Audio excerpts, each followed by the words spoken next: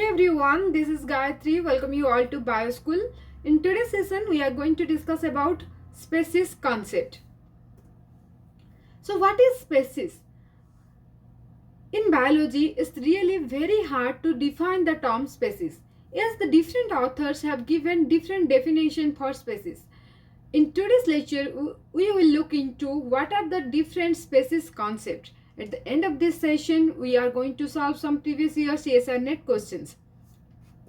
So the first species concept, it is the morphological species concept. According to this species concept, species are the group of individuals that are morphologically similar. Okay, so let's look into some examples. Here it is the western meadowlark and this one is the eastern meadowlark. Both of them are looking alike, but they have different behavior and also they produce the different breeding sound, even they don't interbreed with each other. So can we say that they are belonging to same species? No, though they are morphologically similar, but they belong to different species. On the other hand, see this example. Here there are the presence of the dogs of different breeds, and the different breeds of dogs, they are morphologically different from each other, but all of them are belonging to same species. Another example is the people from Asian, European and African, they are also morphologically different from each other, but they can interbreed with each other and they belong to same species. So morphology is not all about to define the species concept. The main drawback of this concept is that the geographical variation among the groups are not considered here. So let's see the next one. And the next one is genetic species concept. And this concept, according to Lorshi 1918, genetically identical individuals belong to same species. So genetically identical individuals, that means it refers to only the monozygotic twins, right? So later on this definition it was corrected and it says that genetically similar individuals are belonging to same species. But this concept, it did not define that till what percentage or till what extent the genetically similar individuals should be considered to belong to the same species. Okay, see, this one is the human and the chimpanzee. They have around 98.7% genetical similarity. So are they belongs to same species? The answer is no. So let's have a look on the third species concept, that is the ecological species concept. According to this concept, a group of organisms that occupy the same adaptive zone or habitat are belongs to same species. Okay.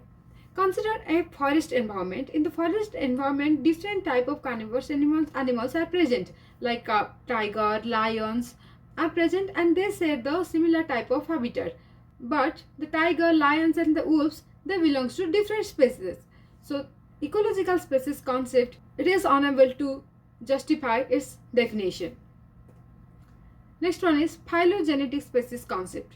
According to this concept, group of individuals belonging to common ancestors are of same species.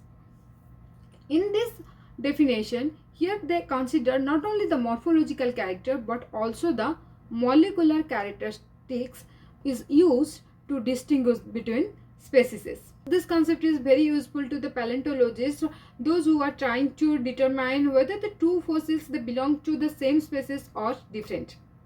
But this phylogenetic species concept, it did not work well with bacteria and archaea. Both have horizontal gene transfer. That means during the gene transfer, they contain the gene of different species, okay, or the genes of the unrelated species. So the new groups of individuals can say to have a single common ancestor. Okay. On the other hand, in this phylogenetic tree, here you can see this one is the New World wolf and this one is the Old World wolf. In between the New World wolf and the Old World wolf, there is the dogs are present and they share the common ancestor. So can we say that wolves and the dogs are of same species? No. We all know that the dogs and the wolves are of different species. So the one benefit of this concept is that here not only the morphological character is taken into account, but also the molecular characteristics are considered. Next one is the recognition species concept. According to this concept, organisms who recognize the signals of each other are belonging to same species. We know the animals, they communicate with each other by different signals. It may be the visual signals, it may be the auditory signals, and by the pheromones or chemical signals. They also produce the sound to attract the mates for breeding. But this condition is not true always. So while encountering a predator, the prey, it shows the repeated movement. Also the vocalization is more, that is, it produces the more sound and more movements that alert the other predators that the prey is over here. So this is the example of the signals between the predator and the prey.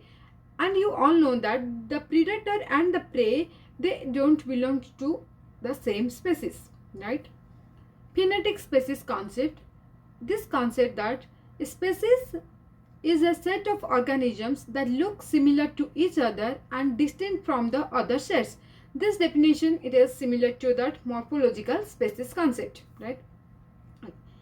And the next one or the last one is biological species concept. According to biological species concept, species are group of interbreeding natural populations. Okay, these are interbreeding natural populations and are reproductively isolated from other such groups. But the biological species concept, it is not true for the asexual animals. Because for breeding they do not depend on other organisms. So biological species concept is not suit for the asexual organisms. And in other example, you can see this one is the carrion crow and this one is the hooded crow. Carrion crow and the hooded crow, they belong to two different species. Okay, they are the two different species of crow, but they interbreed and sometimes the hybridization between them is possible. So the last species concept is evolutionary species concept. So what it is about? Evolutionary species is a single lineage of ancestor descendant population of organisms. Okay, so it says that evolutionary species is a single lineage of ancestor descendant population of organisms which is different from other such lineage. Okay, so here it is the ancestor. Okay, so the single lineage of ancestor descendant populations of organism, it maintains its identity from the different lineage. Okay, this is about the evolutionary species concept. So see here the evolution of man, it is the example of evolutionary species concept.